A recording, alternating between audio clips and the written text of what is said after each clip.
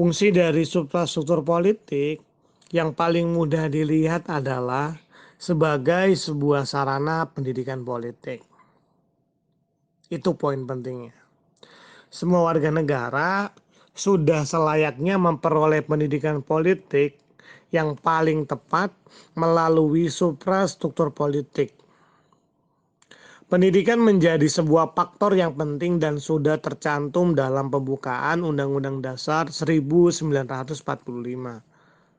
Pendidikan politik juga bisa membuat setiap warga negara lebih berperan aktif dalam urusan bernegara. Fungsi lain dari suprastruktur politik adalah sebagai sarana komunikasi politik untuk menyampaikan aspirasi serta seleksi kepemimpinan. Lembaga negara sudah diatur sedemikian rupa melalui suprastruktur politik, sehingga bisa menampung aspirasi golongan terbawah, kemudian disampaikan ke pejabat lebih tinggi dan dapat memberikan keputusan politik sesuai dengan aspirasi rakyat. Jangan sampai pejabat hari ini yang ada di pemerintahan tidak bisa menjadi aspirasi rakyat dan melakukan kebijakan yang tidak sesuai dengan keadilan rakyat. Ini perlu untuk kita pertanyakan dan perlu untuk kita dorong. Oke, kemudian ada beberapa fungsi lain dan juga tujuan dari suprastruktur politik. Poin pertama, pembagian kekuasaan. Sebagai sebuah negara demokrasi, pembagian kekuasaan menjadi hal yang sangat penting dilakukan, sehingga suprastruktur politik sangat diperlukan. Ini berguna agar bisa terhindar dari penyalahgunaan wewenang dan untuk menghindari kemunculan pemimpin-pemimpin yang diktator. Dengan adanya pembagian kekuasaan, maka kekuasaan pemimpin bisa selalu diawasi melalui lembaga yang berwenang, termasuk juga pada lembaga tinggi negara lain. Jadi udah nggak bisa tuh, karena sudah ada pengawasan dari lembaga-lembaga dan adanya check and balance di antara lembaga-lembaga. Jadi nggak ada tuh yang diktator-diktator.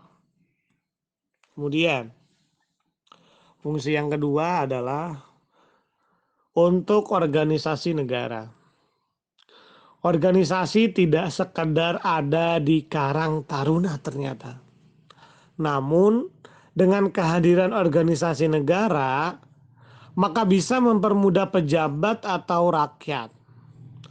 Semua bidang mempunyai lembaga tersendiri yang telah terhubung di daerah atau di pusat. Masing-masing bidang tersebut sudah mendapat tugas serta wewenang yang berbeda-beda. Poin yang ketiga, menyampaikan pendapat.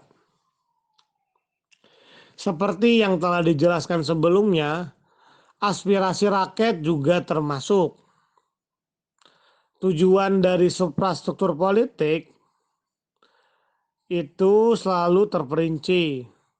Aspirasi bisa saja datang dari lembaga negara yang ada di daerah, lalu bisa disampaikan ke lembaga pusat melalui kekuasaan serta hubungan lembaga negara tersebut. Sedangkan setiap daerah tentunya mempunyai perwakilan lembaga negara masing-masing. Jadi akhirnya apa? Di daerah manapun itu, entah jarak maupun jauhnya, masih bisa melakukan aspirasi politik melalui perwakilan-perwakilan dari setiap daerah. Poin yang keempat, mencapai pembangunan. Ini poin daripada poin yang kita harapkan. Tujuan terakhir dari suprastruktur politik di Indonesia adalah untuk mencapai pembangunan nasional. Negara Indonesia termasuk negara yang memiliki cita-cita luhur dan tertuang di pembukaan Undang-Undang Dasar 1945. Salah satunya adalah bisa terwujudnya suprastruktur politik tersebut. Karena Hal ini merupakan sebuah ikhtiar dari founding father agar negara kita bisa tetap survive dan bisa sejahtera. Tentunya, antara suprastruktur politik dan infrastruktur politik harus dapat melengkapi satu sama lainnya agar dapat menciptakan hubungan yang harmonis di antara keduanya, sehingga kehidupan politik dapat berjalan dengan baik dan juga lancar. Setelah tadi dipaparkan secara garis besar mengenai fungsi dan tujuan dari suprastruktur politik, yaitu yang pertama sebagai pembagian kekuasaan, yang kedua sebagai tempat untuk menyampaikan aspirasi masyarakat, yang ketiga yaitu untuk organisasi negara, dan juga yang terakhir untuk mencapai pembangunan nasional. Setelah itu, fungsi dan tujuan mengenai infrastruktur politik. Infrastruktur politik juga mempunyai fungsi dan tujuannya tersendiri, di mana yang pertama, fungsi dan tujuan dari infrastruktur politik adalah sebagai pendidikan politik. Selanjutnya yaitu karena setiap orang itu memiliki tujuan maupun kepentingan yang berbeda-beda antar individu. Di sini infrastruktur politik berfungsi untuk menyatukan setiap individu yang memiliki kesamaan terhadap cara pandang, tujuan maupun kepentingannya, sehingga dapat ditampung dan digabung dengan pendapat yang memiliki kesamaan.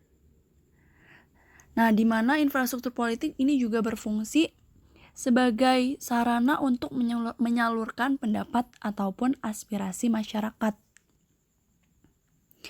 Aspirasi masyarakat baik berupa dukungan ataupun tuntutan kepada pemegang kekuasaan atau kepada pihak yang berwenang agar dapat menjadi perhatian oleh mereka dan menjadi bagian dari keputusan politik.